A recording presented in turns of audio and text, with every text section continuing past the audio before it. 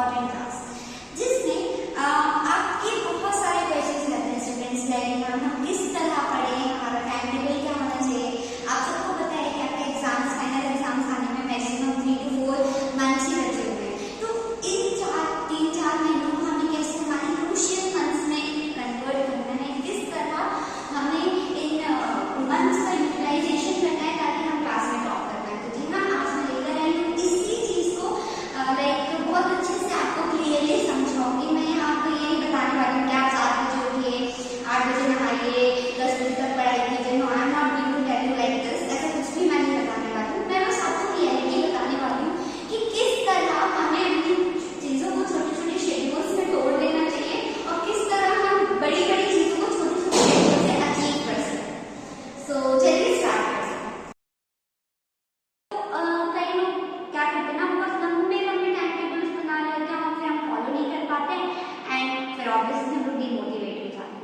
तो हमें सबसे पहले तो लॉन्ग टर्म टाइम टेबल बनाना है। लॉन्ग टर्म टाइम टेबल में हमें ये नहीं लिखना है कि किस दिन मैं क्या पढ़ूंगा या पढ़ूंगी या कितना कितना मुझे पढ़ना है। नहीं, लॉन्ग टर्म टाइम टेबल में आपको ये 1 महीने का शेड्यूल नोट करके रखना है कि किस किस वीक में आपके स्कूल में टेस्ट है, कब आपके प्री बोर्ड्स आने वाले हैं, कब आपके कोचिंग में ये टेस्ट है।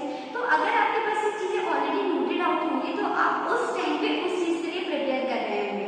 राइट, आपको ये पता होना चाहिए कि आपने एक चीज लिख ली कि हाँ मेरे ये चैप्टर्स मेरे प्रिपेयर है, ये चैप्टर्स मेरे बचे हुए। तो ये सारी चीजें आपको एक लॉन्ग टर्म टाइम टेबल, एक बुक में या कॉपी में जिसमें भी आता है, लॉन्ग टर्म टाइम टेबल में आपको ये सारी चीजें नोट करनी है, मन में नहीं याद करना है, इसको नोट करना है। जब आप नोट करते हैं ना तो लाइक वो एक अलग ही होता है, हम लोग सोचते हैं और फिर भूल जाते हैं। तो इसलिए लॉन्ग टर्म टाइम टेबल में ये सारी चीजें आपको नोट करनी है। ओके, नेक्स्ट हम आते हैं short term time table. Short term time table में आपको अपने डेली बेसिस पे आपको छोटी छोटी स्ट्रेटेजीज बनानी है। आपको क्या करना है, आपने फॉर एग्जाम्पल आप 10th क्लास में हैं, राइट, और आपके 4 चैप्टर्स बचे हुए हैं साइंस में। तो आपको क्या करना है, 4 चैप्टर में से फर्स्ट चैप्टर, उसमें से आधा चैप्टर, पूरा नहीं। आप एक दिन में आप सोचोगे मैं बहुत लंबा सा शेड्यूल लिख लेता हूँ, ये भी कर लूंगा, ये भी कर लूंगा, और फिर क्लास में होता है कि हम नहीं कर पाते और फिर हम डिमोटिवेट हो जाते हैं। तो थोड़ा लिखो और फिर ज्यादा कर लो तो आपको एक अलग ही मोटिवेशन मिलेगा। तो शॉर्ट टर्म टाइम टेबल में हमें डेली बेसिस पे लिखना है कि आज मेरा ये काम है, इतना इतना चीजें मुझे निपटा देंगी। और जब तक आपका short term time table, that is daily basis का जो आपका टाइम टेबल है वो कंप्लीट नहीं हो जाता है, आपको सोना नहीं है चाहिए, आपको वो चीज अपना एक टारगेट अचीव करना। ओके, नेक्स्ट हम आते हैं, कई बच्चे पूछते हैं हम लोग डे में पढ़े या हम लोग नाइट में स्टडीज करें। देखिए, आप सब स्कूल जाते हैं, राइट, आप लोग रेगुलर स्टूडेंट्स हैं, आप लोग सब स्कूल जाते हैं। तो उस टाइम पे अगर आप लेट नाइट तक पढ़ाई करते हैं तो क्या होगा ना कि सुबह एक तो आप जल्दी नहीं उठ पाओगे स्कूल जाने के लिए, दूसरा जब आप स्कूल अगर चले भी गए देन उसके बाद क्या होगा, पूरे टाइम स्लीपी फील करोगे। So it is much better कि आप नाइट में जल्दी सो जाओ, उसका वो जो टाइम आपको यूटिलाइज करना है वो मॉर्निंग में जल्दी उठ के यूटिलाइज करो। और एक स्टडी के अकॉर्डिंग भी ये माना गया है कि अगर आप मॉर्निंग में पढ़ाई करते हैं तो ज्यादा एफिशिएंटली आपका माइंड वर्क करता है।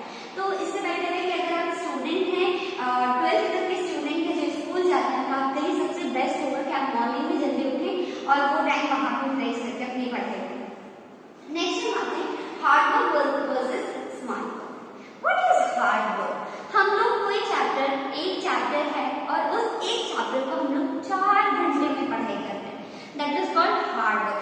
वर्ड बाय वर्ड इंट्रोडक्शन भी पढ़ रहे हैं, हर चीज वर्ड बाय वर्ड पढ़ रहे हैं, that is called hard work. अभी हार्ड वर्क करने की बजाय अगर हम स्मार्ट वर्क करें तो हम वही चीज पढ़ रहे होंगे जहां से कोर कॉन्सेप्ट्स हैं, जहां से क्वेश्चन उठ के आ रहे होते हैं, है ना।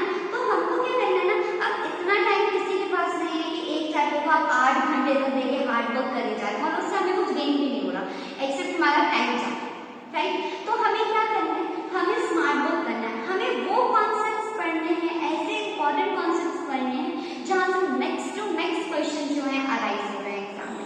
लास्ट ईयर के पेपर्स देखो, प्रीवियस ईयर के जितने क्वेश्चन पेपर्स हैं सारे पेपर्स देखो, उसमें मार्क करो कि हाँ ये टॉपिक है, इस टॉपिक से मैक्सिमम क्वेश्चंस अराइज हो रहे हैं और वो टॉपिक पढ़ने की कोशिश करो। This is called smart work. वहां पे आप जो एक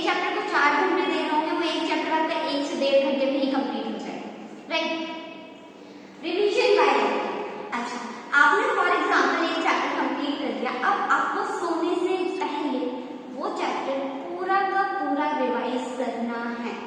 आई नो कि एक तो पढ़ने में बहुत टाइम लग जाता है, देन सोने से पहले आलस आता है, चलो ठीक है कल पढ़ेंगे ना। अगर आप कल पे डाल देंगे तो आप उसका 30 to 40% ऑलरेडी कल तक भूल चुके होंगे। अगर हम सोने से पहले उसको एक बार रिवाइज कर लेंगे, देन जो 30-40% हम कल भूलने वाले थे वो 60-70% याद रहने वाली चीजें बन जाएंगी। समझ रहे हैं? तो हमें, और रिविजन जब हमें करना है तो हमें पढ़ के नहीं बल्कि 10 पेज का कुछ है उसको एक पेज में जल्दी जल्दी नोट करना है। जब आप नोट करते हैं ना तो चीजें आपको बहुत बहुत अच्छे से मेमोराइज होती हैं। आपके हैंड्स जब किसी चीज को लिख रहे हैं तो आपके आईज भी वर्क कर रहे हैं, आपका दिमाग भी वर्क कर रहा है, आपके हैंड्स भी वर्क कर रहे हैं, ये सारे ऑर्गन्स आपके वर्क कर रहे हैं और आप ज्यादा एफिशिएंटली उस चीज को याद करके रख पाएंगे। ठीक है? तो हमें हमेशा जब भी हमें रिवीजन करना है, पहली बात तो हमें उसको लिख के करना है। छोटे से एक पेज में, पूरा 10 पेज का छोटे से एक पेज में आपको उतार लेना है अपने ओन वर्ड्स में, कैसे भी आप शॉर्ट में लिखें, लेकिन आपको राइट करके, मतलब किसी भी चीज को लिख के ही रिवाइज करना है। दूसरा, उसी दिन रिवीजन करना है। सोने से पहले एक बार 5 to 10 मिनट्स ही रखते हैं, उसको एक बार मेमोराइज करना है। अगर आप ये करते हैं तो 110% आप वो चीज नहीं भूल होंगे दूसरे दिन। लास्ट, बिफोर एग्जाम्स, हम लोग बहुत होश में चाहते हैं अब एग्जाम्स आ गए, अब हम लोग कैसे चीजें करेंगे, अब तो कुछ भी नहीं आता है, मतलब पढ़ सब रखा है, स्टिल हम लोग बहुत ज्यादा पैनिक हो जाते हैं कि नहीं चीजें नहीं बन रही, चीजें नहीं बन रही। तो आपको क्या करना है, अगर आपने ये पूरे फेजेस कंप्लीट कर लिए हैं तो बिफोर एग्जाम सिर्फ और सिर्फ आपको क्वेश्चंस लगाना है। मैक्सिमम जितने प्रीवियस ईयर पेपर्स आपके पास अवेलेबल हैं, एनसीईआरटीज हैं, जो भी आपके पास कंटेंट अवेलेबल है, उसको बस revision revision revision and revision by practice. ये अगर आप करते हैं तो I am damn sure you are topper of your class. So इसी के साथ ये लेक्चर यहीं पे समाप्त करते हैं एंड